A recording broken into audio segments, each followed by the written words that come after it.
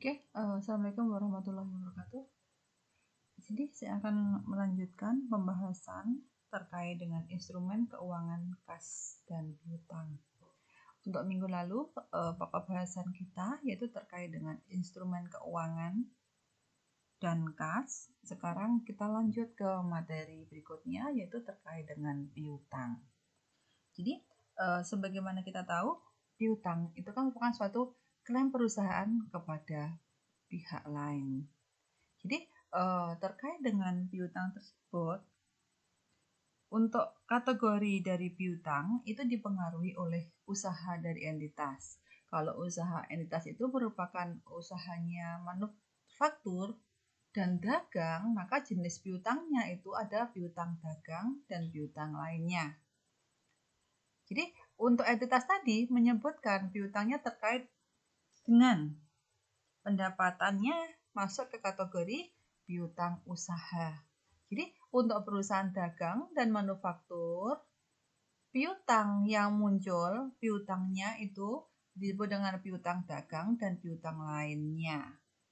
Sedangkan untuk penyebutan jenis piutang ini masuk dalam kategori pendapatan sebagai piutang usaha. Beda dengan entitas perbankan, entitas yang memberikan pelayanan jasa, pelayanan kepada nasabah. Maka yang disebut piutang itu merupakan kredit. Kredit yang disalurkan kepada pihak lain. Dan untuk kredit yang disalurkan kepada pihak lain itu nanti dalam laporan posisi keuangannya itu masuk dalam pinjaman yang diberikan. Jadi perusahaan pembiayaan selain bank atau multi finance itu juga mengklasifikasikan piutang. Itu berdasarkan jenis pembiayaannya. Ada pembiayaan konsumen, ada piutang pembiayaan sewa, dan juga piutang pembayaran untuk pembiayaan kartu kredit. Jadi, terkait klaim yang didasarkan perjanjian tertulis itu disebut dengan yang namanya ada wesel tagih atau disebut dengan not receivable. Jadi piutang itu bisa didasarkan pada faktur. Jadi dasar dari piutang itu adanya invoice, adanya faktur dari setiap transaksi penjualan. Maka disebut dengan istilah piutang dagang atau istilah akuntansinya disebut dengan account receivable atau disebut dengan trade receivable. Oke, kita masuk ke piutang wesel atau disebut dengan promissory notes wesel tagih. Jadi merupakan suatu klaim perusahaan kepada pihak ketiga yang didukung dengan adanya janji tertulis untuk membayar pada waktu tertentu. Jadi yang disebut dengan wesel itu merupakan janji tertulis yang tidak bersyarat dibuat oleh pihak satu kepada pihak lain dan ditandatangani oleh pihak pembuatnya. Perjanjian ini difungsikan untuk membayar sejumlah uang atas permintaan atau pada saat tanggal yang telah ditetapkan pada masa yang akan datang kepada pihak yang memerintah atau membawanya. Jadi ada dua istilah di sini.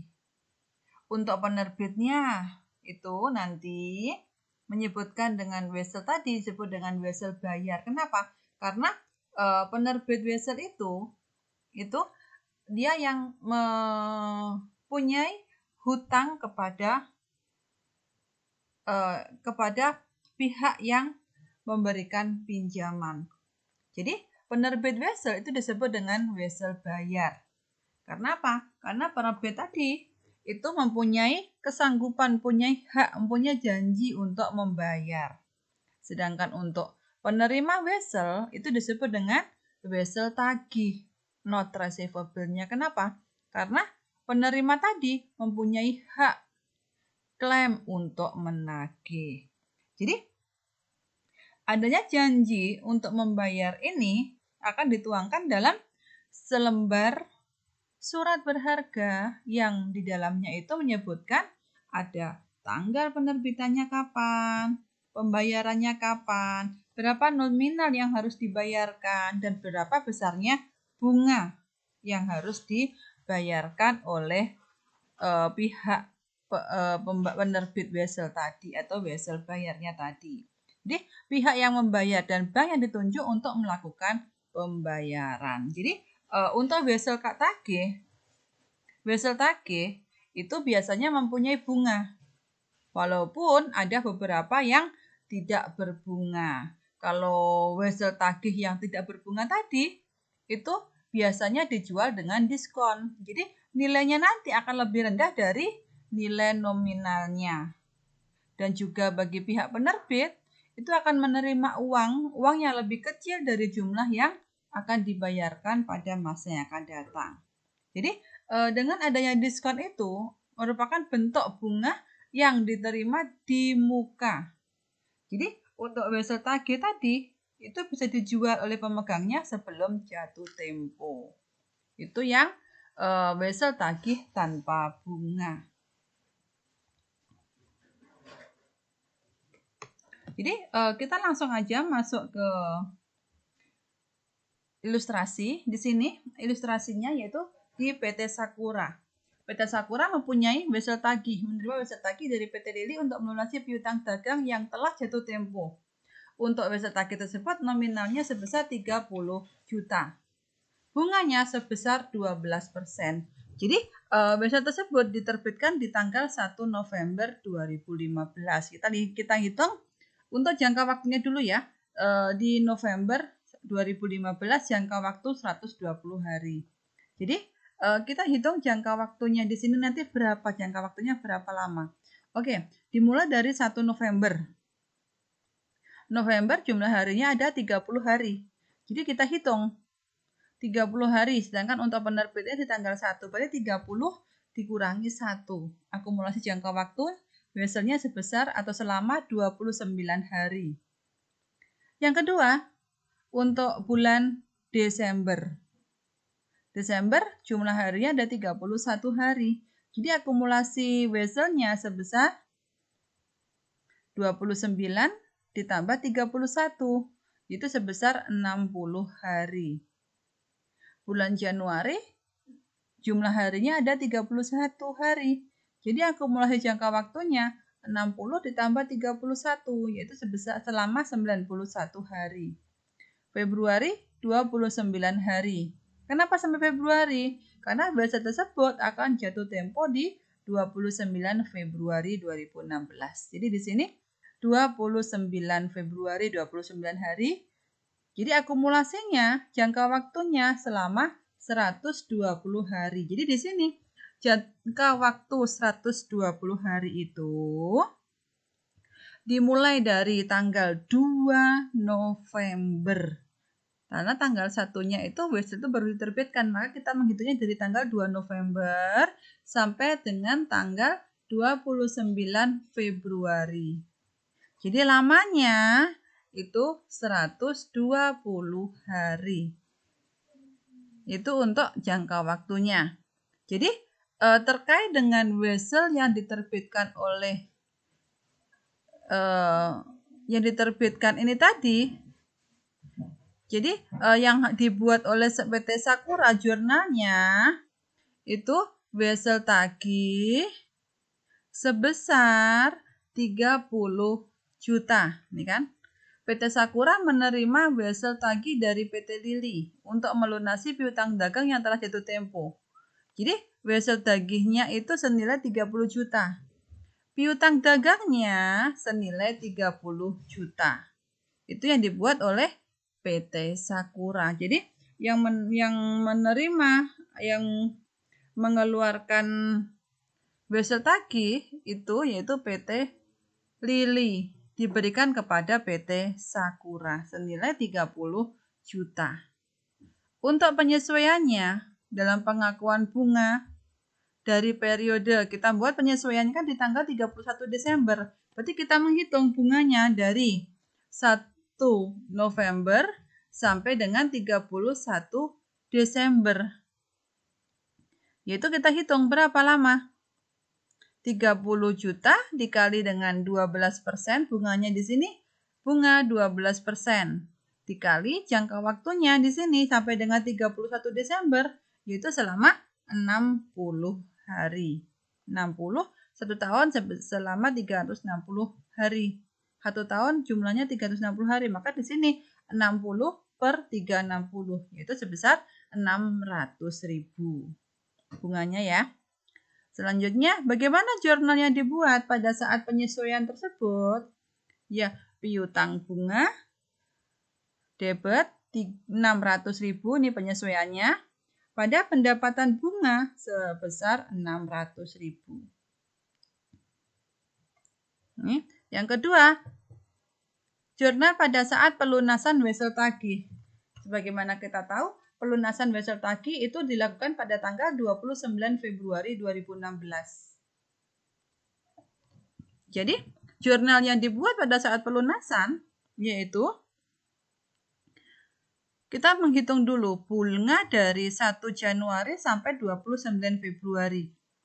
Kenapa tidak dari November? Tidak, karena November tadi sudah dibuat pada saat penyesuaiannya tadi, piutang pada pendapatan bunga.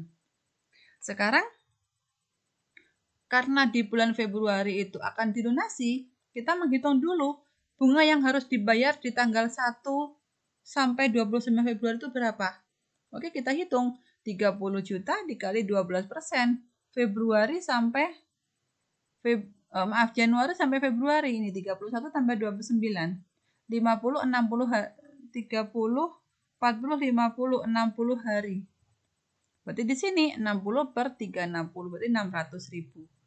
Bunga yang harus dibayar di 1 Januari sampai 29 Februari, 600.000. Jadi besarnya kas yang diterima adalah besarnya jumlah pokok wesel tadi sebesar 30 juta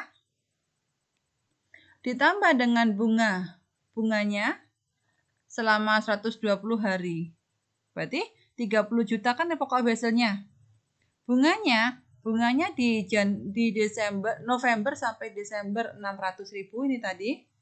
Ya kan? Bunganya harus dibayar. Yang Januari sampai Februari 600.000. Itu total 1.200.000. Jadi kas yang diterima sebesar 3.120.000. Nih, kasnya 30 juta ditambah 1.200.000. 31.200.000. Maka besarnya pendapatan bunga ini 600.000. Nih, di bunga yang harus dibayarkan di Januari sampai Februari. Piutang bunganya ini tadi 3. Piutang bunganya sebesar 600.000. 600.000. Jadi besarnya wesel tagihnya sebesar 30 juta. Gitu ya. Jadi asumsi tidak dibuat jurnal pembalik pada 1 Januari 2016 atas jurnal penyesuaiannya. Berarti di sini tidak dibuat jurnal pembalik, langsung dibuat di sini piutang bunganya. Kan debit kan awalnya, jadi dia kredit 600.000. Oke, jadi karena wesel tadi akan dibayar di bulan Februari, maka kita perlu menghitung dulu berapa lama waktu yang diperlukan dari 1 November sampai 29 Februari tersebut. Ini untuk contoh ilustrasi yang pertama di transaksi wesel tagih halaman 198. Selanjutnya yang kedua ada ilustrasi transaksi wesel tagih lagi. Jadi di sini yang kedua itu jika PT Tiara menjual tanah kepada PT Bintang Laut di 2 Januari 2015. Untuk penjualan itu tidak dilakukan secara tunai, tetapi untuk pembayarannya PT Bintang Laut menerbitkan wesel tagih dengan nominal 500 juta. Jadi untuk PT Bintang Laut ini yang membeli tanahnya PT Tiara tidak dibayar secara tunai, tetapi bayarnya dengan wesel tagih. Senilai 500 juta ya. 500 juta tadi bisa dicairkan di 5 tahun yang akan datang. Jadi pastinya untuk saat ini harga tanahnya itu nilainya lebih rendah dari 500 juta. Ini bisa dinilai 500 juta karena apa? Karena jatuh temponya 5 tahun yang akan datang. Jadi nilai 500 juta tadi itu sudah memperhitungkan untuk jangka waktu pembayarannya yang dilakukan 5 tahun yang akan datang. Bunga pasar yang berlaku sebesar 10%. Nilai tanah dalam PT Tiara 250 juta. Jadi pada saat pembeliannya nilai tanahnya itu senilai 250 juta. Jadi kita perlu menghitung dulu berapa nilai kini dari wesel tagih tadi. Jadi nilai saat ini dari tanahnya itu berapa? Jadi nilai 500 juta tadi dikalikan dengan kita mencari tabelnya di sini, present value-nya di sini, jangka waktunya kan 5 tahun kan? Bunganya berapa? 10%. Coba kita ambil tabelnya. Tabel present value. 5 tahun. 5 tahun. Bunganya, ini kan present value interest factor. Present value ya, 5 tahun. Bunga 10%. Berarti di sini nilainya 0,6209. Ini ya, nilai tabelnya. Jadi kita perlu mengetahui dulu berapa nilai tanah saat ini nih.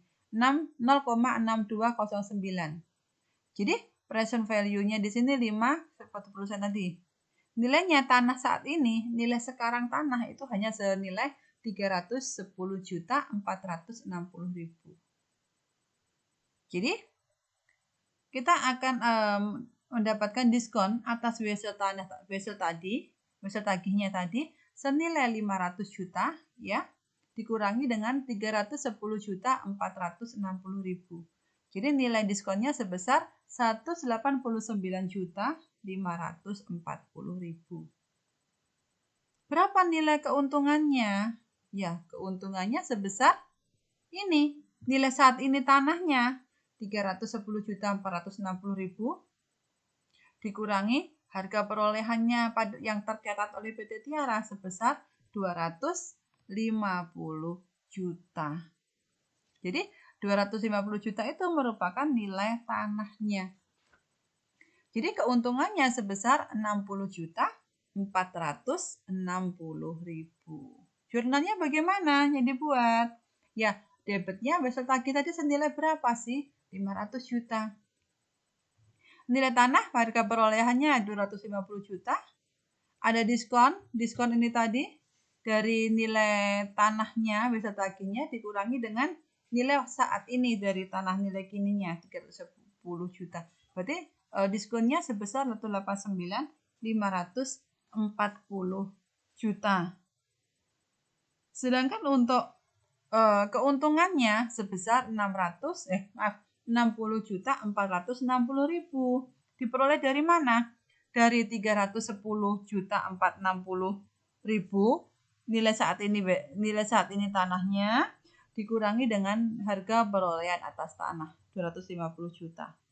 Jadi keuntungannya 60.460.000. Penyesuaiannya untuk amortisasi 31 Desember ya senilai diskonnya tadi 31.046.000. Dari mana ini diskonnya ini? Ya dari nilai ini. Nih, 10% bunga pasarnya kan dikali nilai saat ini atas tanahnya 310.460.000. Jadi pendapatan bunganya pada saat terjadinya penyesuaian ya sebesar 31.046.000. Gitu ya. Jadi nilai zona penyesuaian setelah didiskon itu menjadi ini nilainya 189.540.000 ditambah diskonnya 31.046.000. Jadi nilainya sebesar 158.494.000. Jadi kita lihat di sini untuk nilai wesel awalnya tadi. Ini saldo diskon, saldo awal dikurangi dengan amortisasi. Ini diperoleh dari diskon atas weselnya tadi. Jadi 500 juta dikurangi dengan 310 juta 460.000. Ini nilainya 189.540.000. Nilai wesel awalnya itu sama dengan nilai kini dari tanahnya.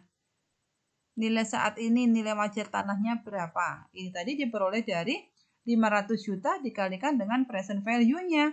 Dengan jangka waktu 5 tahun, bunga 10%. 310 juta 460.000. Amortisasi 10% dari nilai awalnya. Jadi 10% dikalikan dengan nilai wesel awalnya.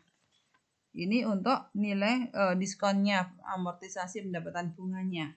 Jadi nilai wesel akhir, nilai awal ditambah dengan amortisasi. 310 juta tambah 31.046.000, nilainya sekian. Jadi saldo diskonnya itu saldo awal dikurangi dengan amortisasi. 189.540. Jadi di sini 189.540.000 dikurangi dengan amortisasinya 31 juta 46.000. 31 juta 046.000. Jadi nilainya sekian, 158.494.000. Begitu juga dengan tahun kedua. Tahun kedua ini sebesar nilai wesel akhirnya di tahun pertama dimasukkan. Tahun ketiga juga nilai weselnya di tahun kedua. Dan tahun keempat nilai wesel akhirnya di tahun ketiga. Begitu seterusnya sampai saldo akunnya di tahun kelima sudah 0. Karena apa? Karena tahun kelima kan wesel tersebut bisa dicairkan. Jadi wesel tagih tadi dapat dilunasi sekaligus atau secara angsuran. Untuk pembayaran angsurannya bisa dilakukan dengan jumlah yang sama atau berbeda. Itu tergantung antara penerbit wesel dengan nanti yang menerima wesel tagih tadi. Jadi pembayarannya bisa dilakukan dalam jumlah tertentu dari nilai pokok ditambah dengan besarnya bunga. Seperti itu untuk penghitungan dari wesel tagih sebagaimana yang ada dalam ilustrasi transaksi wesel tagih di halaman 199 dan 200. Oke, saya kira untuk penjelasan di ilustrasi saya cukupkan. Akhir kata, wassalamualaikum warahmatullahi wabarakatuh.